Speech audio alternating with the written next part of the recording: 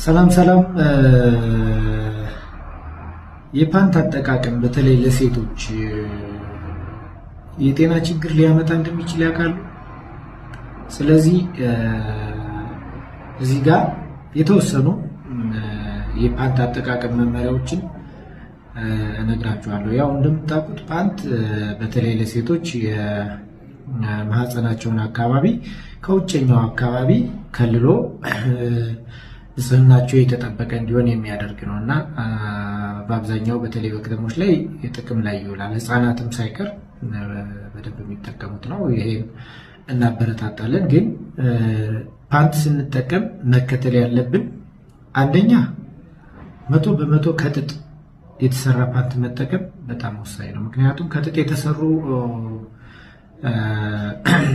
ልብሶች፣ ፓንቶች ያው ማህፀን አካባቢ ሙቀትና እርጥበት ስለማይጠፋ ያንን በማመጣጠን የተመጣጠነ ሙቀትና እርጥበት እንዲኖር ያደርጋሉ።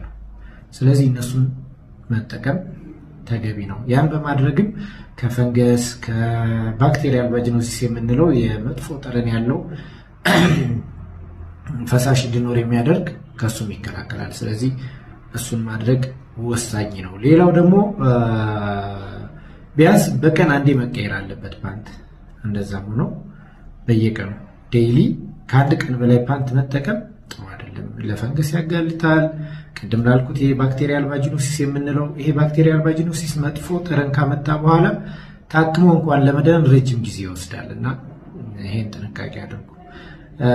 ስለዚህ በየቀኑ መቀየር መቻል አለበት። ሌላው ደግሞ ምሽት ላይ ወይም ደግሞ በምትተኙበት ወቅት ፓንት ባይኖር የተሻለ እንደሆነ ጥናቶች ያሳያሉ። ከምን ቅድም ያልኳቸውን ነገር ከመከላከል አንጻር። ስለዚህ ያለ ፓንት መተኛት የተሻለ ነው ማለት ነው።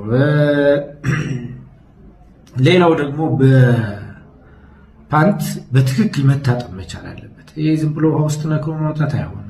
በትክክል በደንብ በውሃና በሳሙና ጥርት ተደርጎ ታጥቦ ሲለበስም ደርቆ መሆን አለበት። ደረቅ መሆን አለበት። ዝም ብሎ ረጠብ እንዳለ ቢደረግ ይሄ የማህፀን አካባቢ ችግሮችን ሊያመጣ ይችላል።